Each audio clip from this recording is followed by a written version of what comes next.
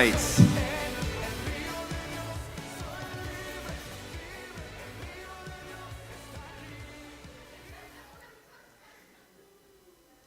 Well, we come from a series of heavy content, and it was such a relief to kind of come back to something more expositional. I love doing expository preaching, and so that's what we're going to do today. It's just my favorite style of preaching. And today we are going to sort of kick off the Christmas season with very simple topic, and we're going to talk about a woman, Christmas, an exemplary woman. So find with me Luke chapter 1. We're going to talk about Mary today.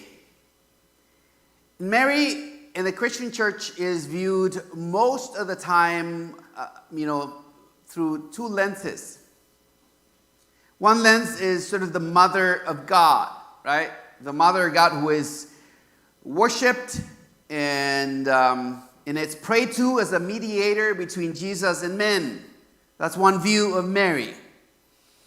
And of course, this contradicts 1 Timothy 2:5, where it says that there is only one God, there is one mediator between God and men, the man, Christ Jesus. And so that's one extreme, right? To view Mary as a mediator, right?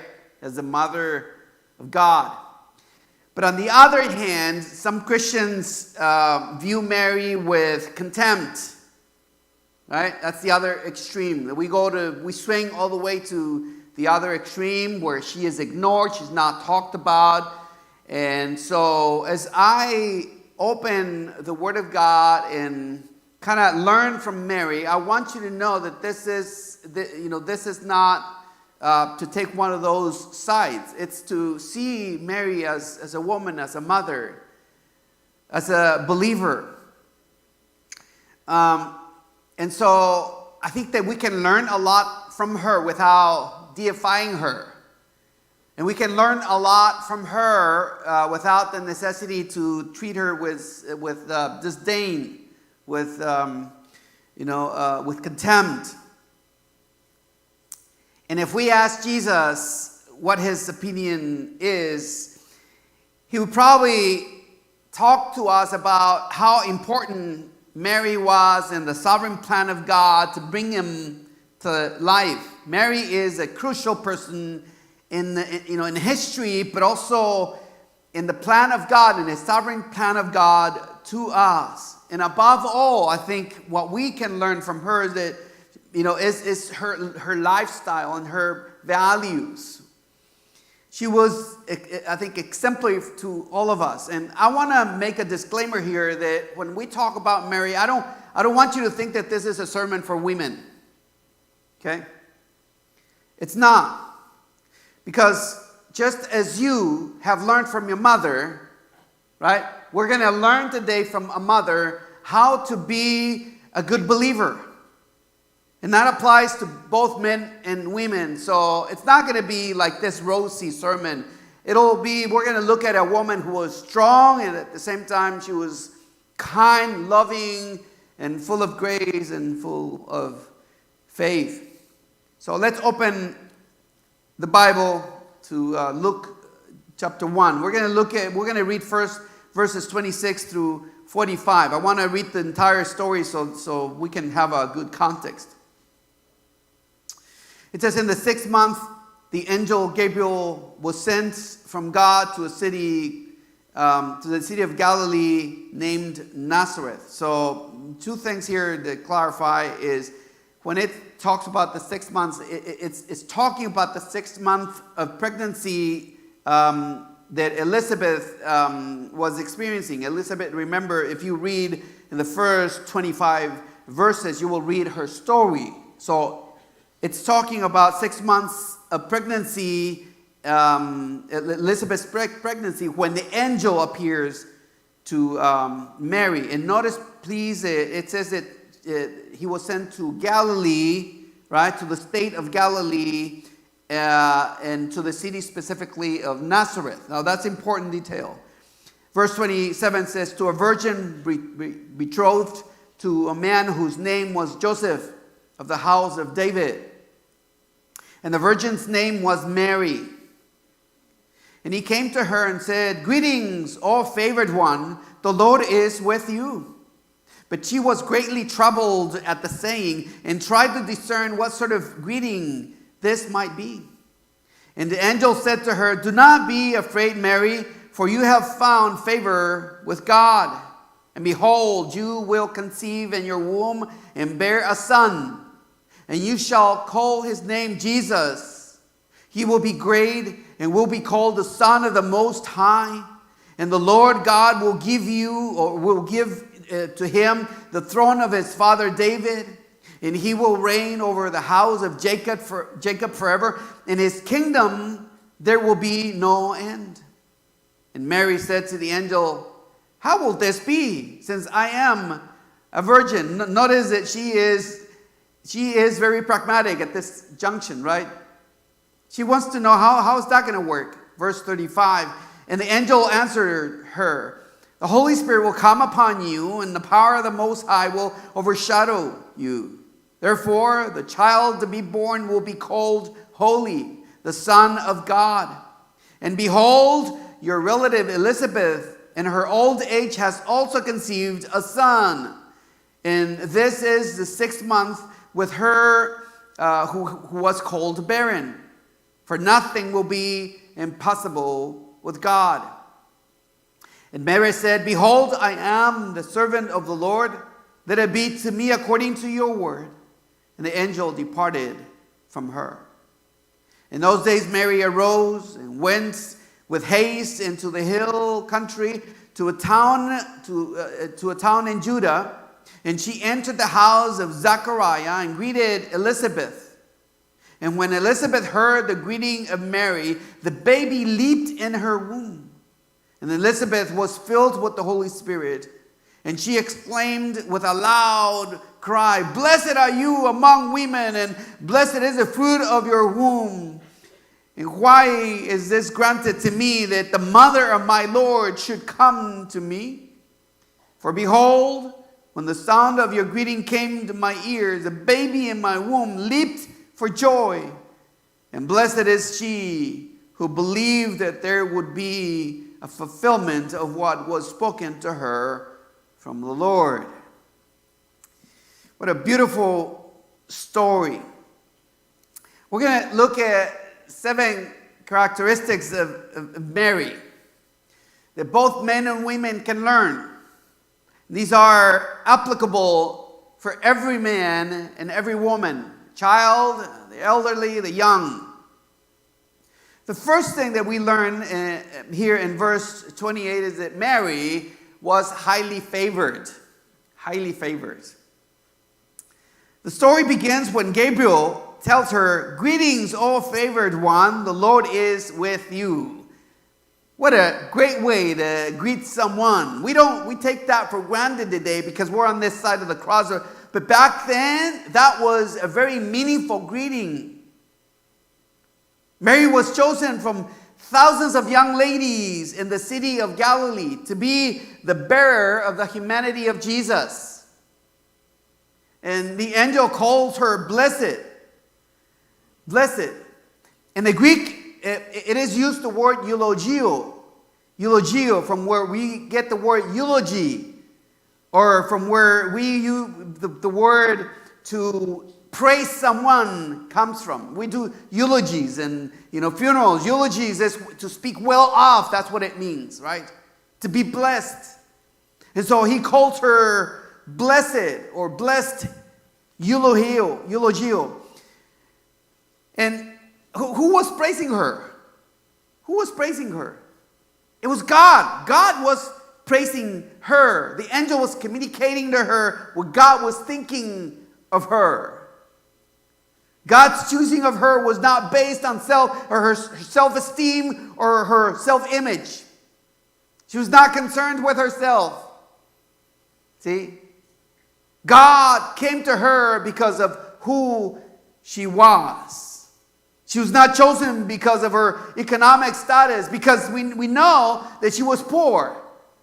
In fact, if you read in Luke 2:24, it says that when they came to dedicate the child, they brought 2 turtle doves to offer to God. Instead of a lamb, they brought the offering for the poor. So the poor would get these doves and bring them instead of a lamb, which was more expensive. And so we know that when Jesus was at least 2 years old, they were still very poor. Neither was she chosen because of her education. Most of us come from Latino backgrounds, and if you visit, maybe it's not so popular here, but if you just cross the border, almost every home where someone has graduated from college, the big diploma will be there with, sort of as a way to say, someone important lives in this house. Someone who has a professional career lives in this house.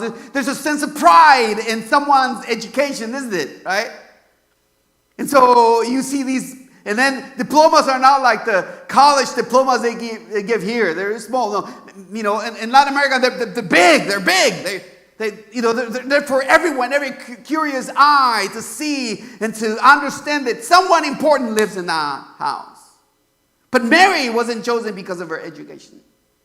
There were no diplomas hanging from the wall, no college degrees, no acknowledgement of her knowledge or wisdom per se. This was a common girl. She was from Nazareth, where Jesus grew up as well. Nazareth. Do you know that Nazareth is not even mentioned in the Old Testament? There's no mention of Nazareth in the Old Testament. It is mentioned in the New Testament. Galilee, yes, because Galilee was the state. But the city of Nazareth? In fact, every time Nazareth was mentioned, it was more to make jokes of people of Nazareth. Every country has someone, from, someone who sort of, to joke about, right? Like the hillbillies, right? Well, in Latin American countries, there's always someone from a town, like, Spain, they're the people from Galicia and so forth. And so people back then in Mary's day, they used Nazareth more to make jokes of. In fact, when Nathaniel comes to Jesus, or his friends come and say, hey, come know the Messiah. And he says in John 1:46, can something good come out of Nazareth? Eventually he became a disciple, obviously, but can you see the opinion they had about Nazareth? In fact, in John 7:41, when people are saying, where's Jesus from? And everyone said, when they found out that he was from Nazareth, because he grew up there, he wasn't born there, but he grew up there, people would say, should the Christ come from Galilee? Right? In fact, the people from Galilee had an accent. They had a little funny accent, right? And we from California, right? We're from Cali and we're from LA, and we think that our accent is the best one, right? Because we make movies here, and our accent appears, right? We even have back in the 90s the Valley Girl accent, right? We have all these accents in our cities, and we feel proud of that, right? But not Nazareth. She was from Nazareth, little town, little city, back from there, right? Why was she favored? Well, she was favored because she was a young woman with outstanding moral and spiritual character. And who would not want to be that? What man would not want to be of outstanding moral and spiritual character? What woman would not want to be exemplary in that? She was. Listen, you're not required to bear the Son of God in your womb, but you have been chosen to carry the Son of God in your hearts. What a privilege for us. What an honor. We don't have to say goodbye to him after 9 months, but he comes into the heart and stays there forever and ever. And we can feel his presence, but also understand the meaning of Christ coming into the hearts, not just being pregnant of him. And so I ask, have your words this week been praiseworthy of God? Has he said to his angels, oh, look at so-and-so, he is favored, right? Has God said of you, you are highly favored? Have you noticed my son? He is highly favored. Have you noticed my daughter? She's highly favored. Or is he saying, oh man, what am I going to do with this lemon? What is God saying about you? This past week, were your actions worthy of God's favor? Or did you come to church kind of dreading to come to God and sort of with your list of confessions? Well, another thing I noticed in Mary is that she was a thinker. I mean, look at verse 29. But she was greatly troubled at the saying and tried to discern what sort of greeting this might be. Right? She was roaming, right?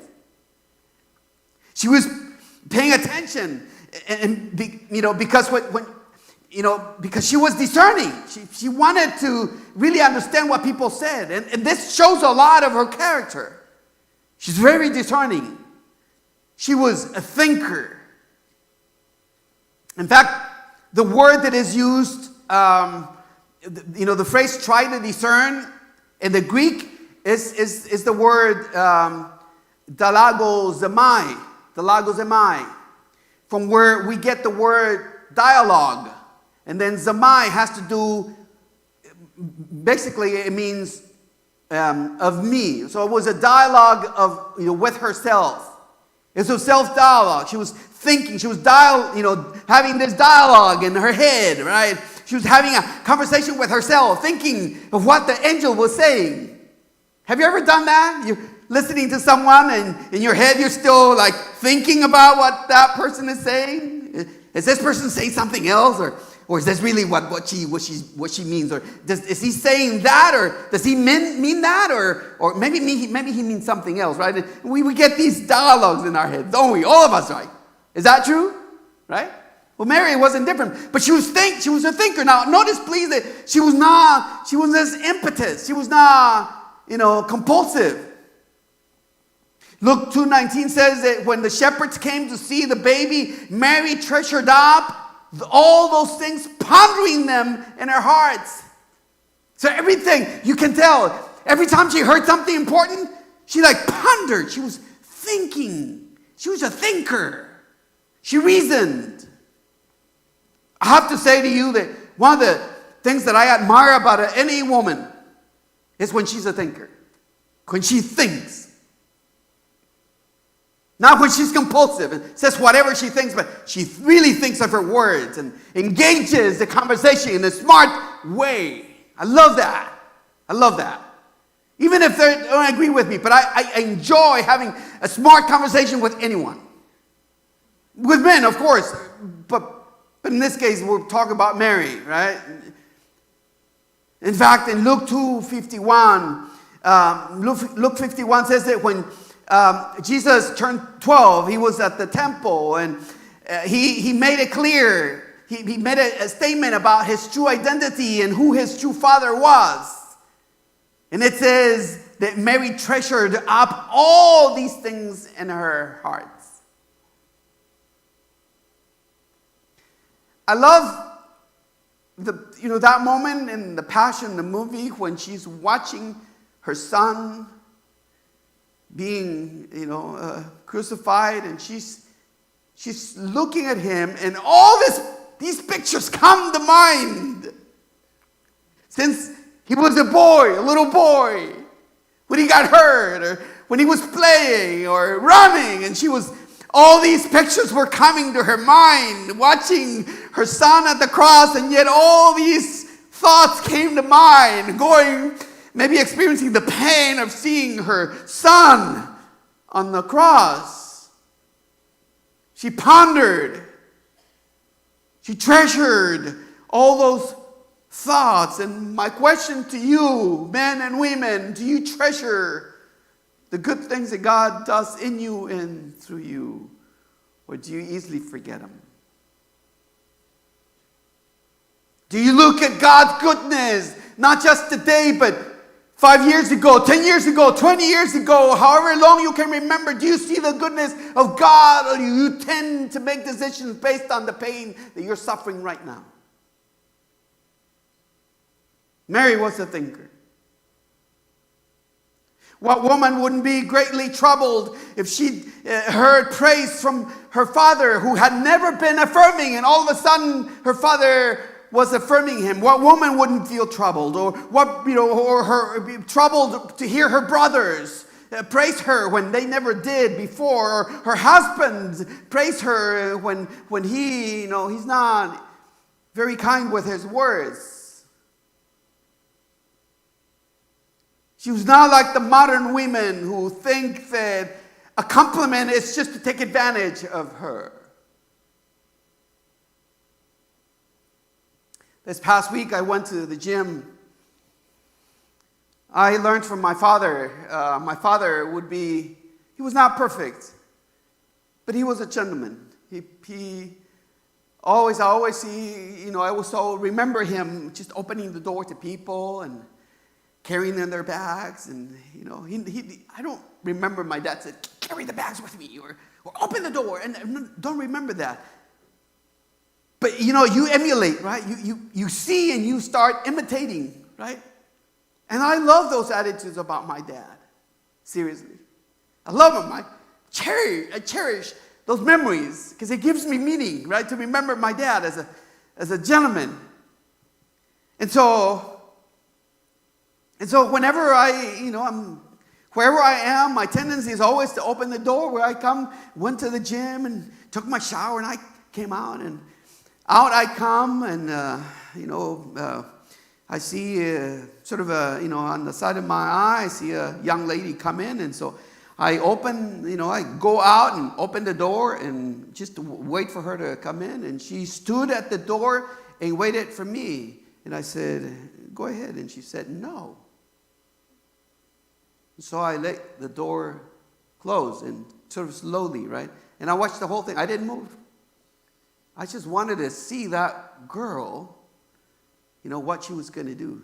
The door, closed, and then she opened it for herself. Women don't want to feel that like they're at the mercy of someone. That's why they don't take the favor.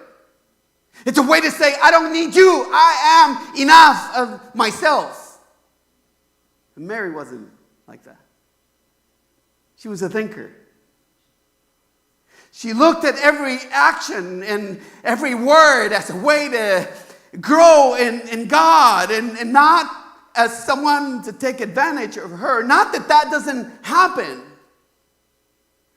Not that she was naive, but that she was a thinker. When someone other than your spouse you with sweet words, do you think about how to escape that trap, or do you run to it? Or are you a thinker? That's the other side, right? Looking at everyone that's taking advantage of you, or looking at every opportunity to sin. Mary was a thinker. Do you think? Or are you impetuous? Do you think before you sing? You said, do you think before you speak, or whatever comes to your mouth, you say it? One thing I've learned is that the people who allow their impetus to dictate their words tend not to apologize, because they don't even remember what they said. Okay? And then we, on the other side, the receiving end, we say, when is this person going to apologize? And what we have to realize is someone impetuous doesn't even think about the impact of her words. Mary was different. She was a thinker. She thought. She was a smart girl. Bright. And She didn't have a diploma like some modern women have it, but she was way smarter than they are. She allowed the true gentleman to open the door for her. He was grateful for that. Another thing I see in Mary is that she was pleasant.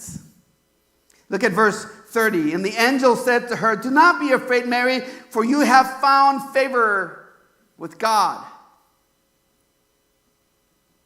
The angel tells her that she should not be afraid because she had found favor with God.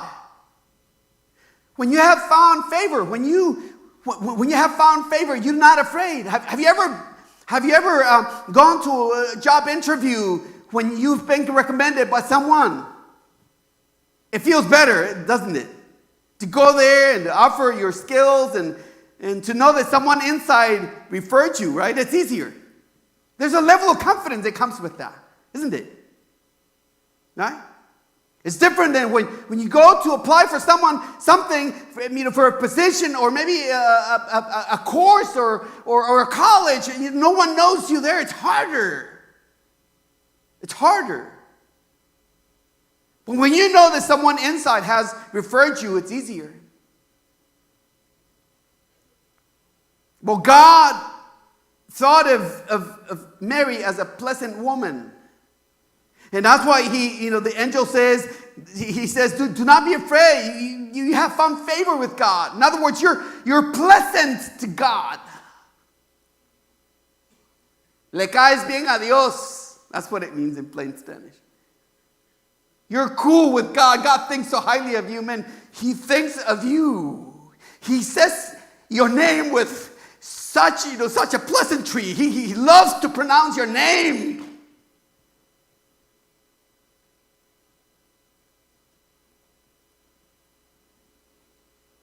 He reminds her that she doesn't have to pay to have or to be anyone else. That she was complete in who she was. That she was enough because she had found favor with God. That she didn't need another man to make her feel better than she was because she was complete in herself. She didn't need a mother or father to praise her, even though that's beautiful and very affirming, but she didn't need that. She was enough in who she was.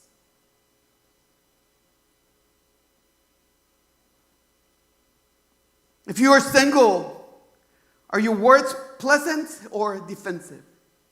Are you always on the defense end of things? Are you always, tit for tat? The moment you hear something, you have an answer to lash back, to hurt back. Or are you pleasant? If you're married, do your actions affirm your spouse or draw her or him close or away? Are you pleasant with your words? When you serve the food, does your family feel pleasure in enjoying your food, or they just eat with dread? Your coworkers feel good. Whenever they can choose to work with, they choose you. Are you that pleasant? Or they say, don't put me to work with so and so. Please, I want to just let me work by myself. Enough with my own troubles to carry his or hers. Mary was pleasant. And God knew that because he tells the angel, make sure that she hears that she has found favor with me. That with me, she is okay. She doesn't need any recommendations. She's found favor with me. And that's enough. If you still live with your parents, do you have a pleasant attitude towards them? Do they enjoy you? Or do you enjoy them? Or do you keep them on the sidelines because you just don't want to hear their cheesy advice? Do you draw away from them Because they're from the other side of the border and they don't know better. They're not as smart as you are, and therefore they're uneducated. Maybe you don't say it that way, but maybe that's the attitude with which you treat your parents or your grandparents. La abuela ya viene otra vez.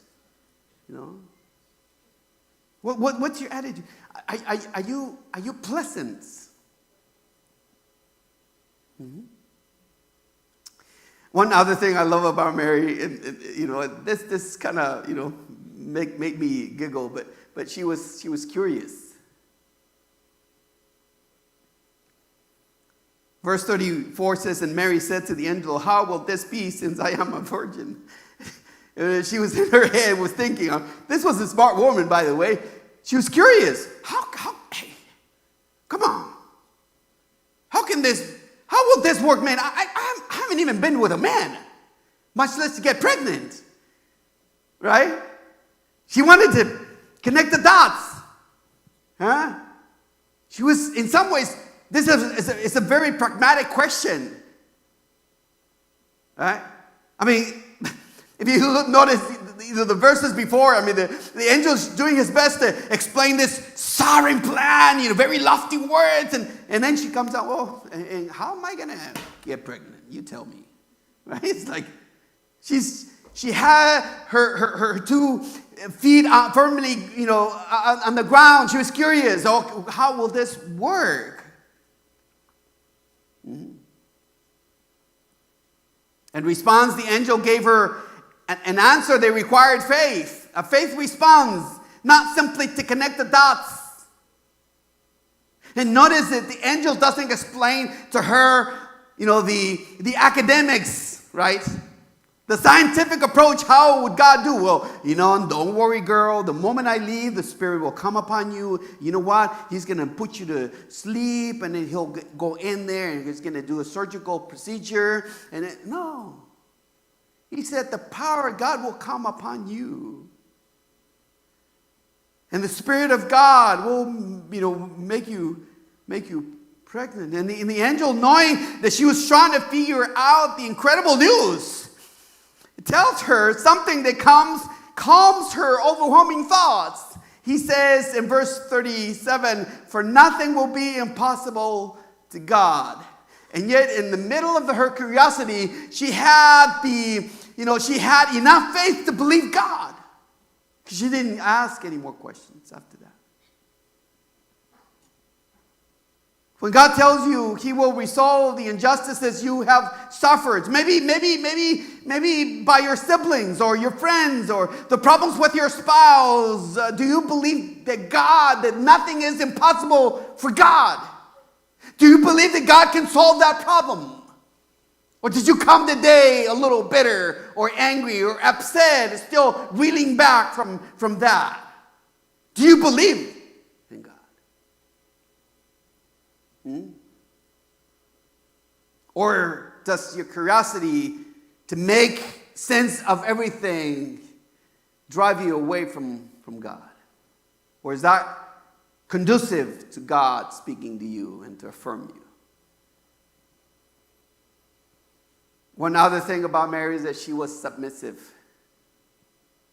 She was not a doormat, but she was submissive. She submitted despite the price that she could pay. Now, understand the enormous price that she was about to pay. She would lose Joseph, the love of her life. She would lose him. She would be a social outcast from that point on. People would speak of her as a girl, as a single mother, right? I remember back in the 80s, man, being a single mother was tough in the 80s. It was really tough. Some of you were not even conceived in your mother's head, much less been born back then. But in the 80s, single mothers had a bad rap. It was tough for single mothers, both socially and financially. Today it has been more normalized, I would say. Even in the church, single mothers are accepted more readily as the society has also done so. But that's what she risked, to be to be the outcast, the social outcast, because she was a single mother. And to make things worse, she had no training on how to raise a child as a single mother. There were no schools. There were no food stamps. There were no, come back to high school, we'll take care of your child so you can graduate. There was no such a thing. Once she heard God's will, then she dares to submit to God. She submits to God's word. Verse 38 says, and Mary said, behold, I am the servant of the Lord. Let it be to me according to your word. Behold, I am the slave of the Lord. That's what she was saying. I am the doulos. I am no one important. And yet I am so privileged to be chosen to carry the Son of God. Behold, I am just a servant. What a beautiful attitude. She was submissive. Do you read the Word of God with an attitude of submission, or do you submit your intelligence more readily to the posts that you read on the media or your favorite influencer? Do you submit to God's word more readily?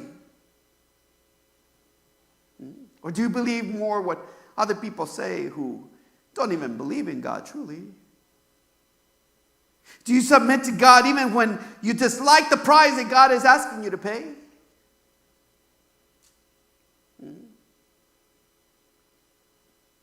Love that about Mary. She was willing to pay the price.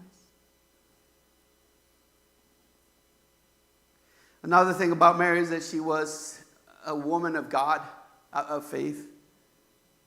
She believed God.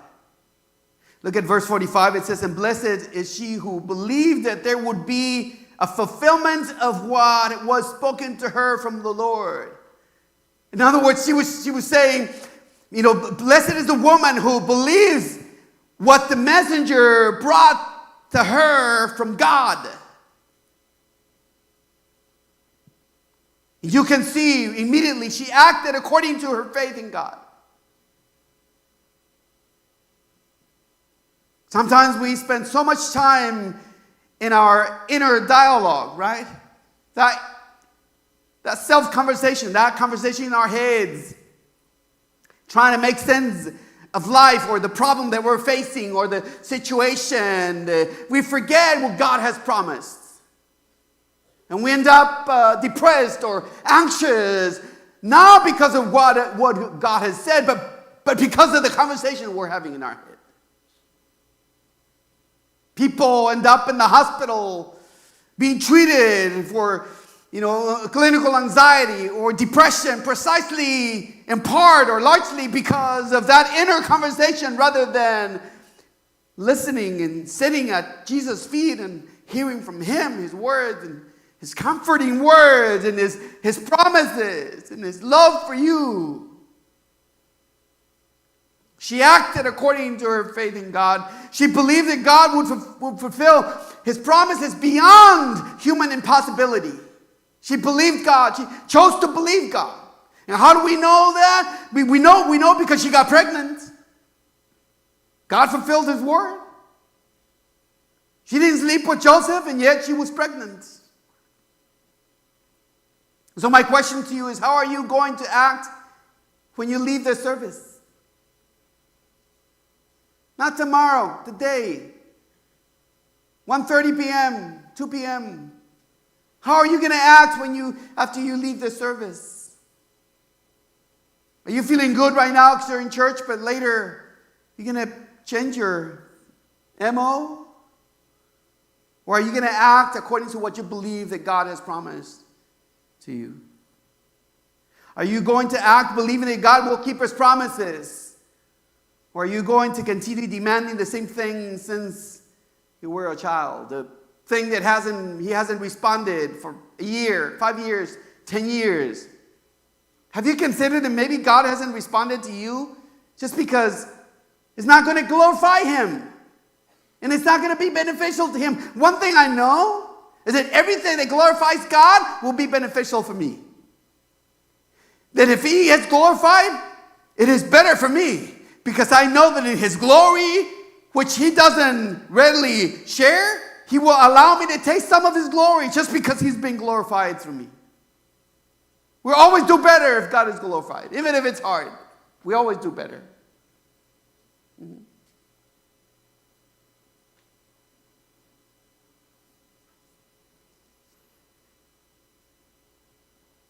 Are you going to believe that God is going to fulfill his promises with your children, even if you don't see the fruit, or with your spouse, even if you don't see what you want, or your parents, even if you don't see what you want from them? Do you believe that God can do the impossible? Because every time you say otherwise, you don't. Every time you get bittered about the things that you hate, that you want God to change, but he hasn't changed, then you're not walking in faith. You're still believing your own story, your own narrative, your own prayer. You want to be your own God. Go to the altar of your own ego and respond to your own ego. That's what you want. But when you trust God, you got to remember he has to stay in full control, not you. That's how it works. The last time I read the Bible, that's how it works. That's how it works with everyone who came to know God. That's how it works. Every single one of them, they had to release their control to God. All of it. And be willing to allow him to accomplish his purposes, even if we don't quite like it. We need to walk by faith, like Mary. Everyone whose name we now look up to in the Bible walked by faith. They didn't believe their own narrative. What we would like to read is once upon a time, and then our name next, or after that, and then at the end we'd like to hear, and he was happily ever after. She was happily ever after. That's what we want. We want the tale. Right? Don't we? That's what we want. But God doesn't offer us that. He offers us a real life. A life with real problems, and a life with real solutions, and a life with a real you, a genuine you, a complete you that will be favored by God. Even if you don't like everything that happens in your life or through your life, but if God is pleased with you, that suffices. Like Mary. That requires faith. It requires that tomorrow when you wake up, that you look at life and you say, thank God for school, and you go and do your best. Thank God for my work, that I can work and go and do your best. Thank God for breakfast, and go and cook and do whatever you have to do with an attitude of expectation and faith. Rather than, man, it's Monday again. I hate Monday. Right? Some of you would like Sunday to have 48 hours.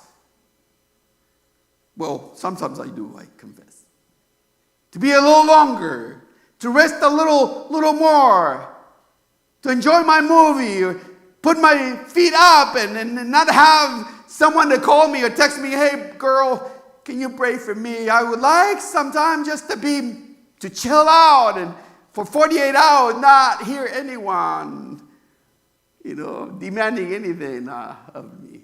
Would not be great, but that's the tale. That's the tale. It ain't the truth. One last thing that I see about Mary is that she was humble. Genuinely humble. Look at verse 48. It says, for he has looked on the humble estate of his servants. For behold, from now on, all generations will call me blessed. She acknowledged that she was going to be remembered. I mean, she was going to bear the Son of God.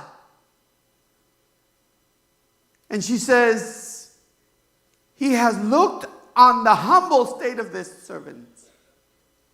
When God looks at you, does He see a humble woman or humble man? Or is pride having its day?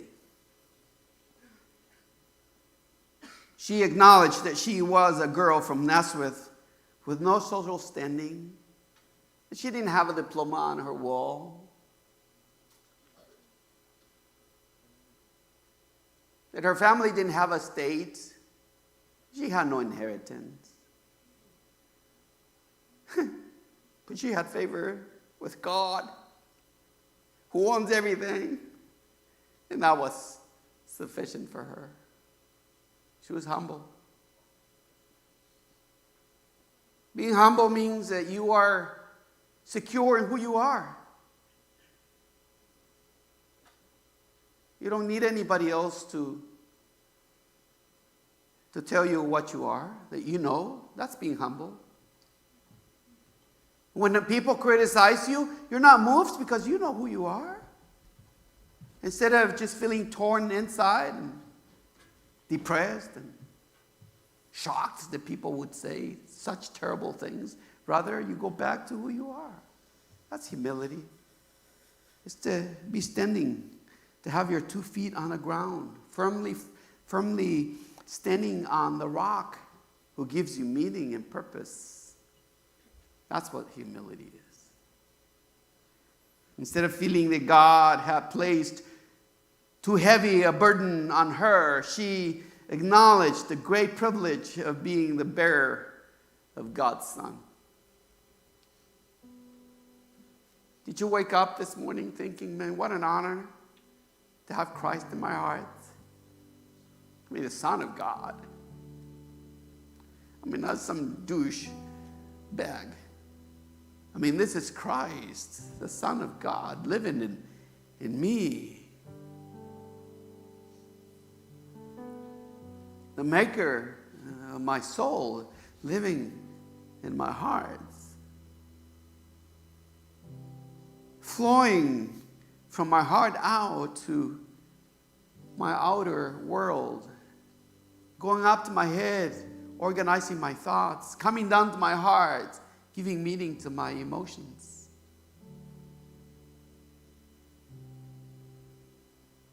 We need to be grateful.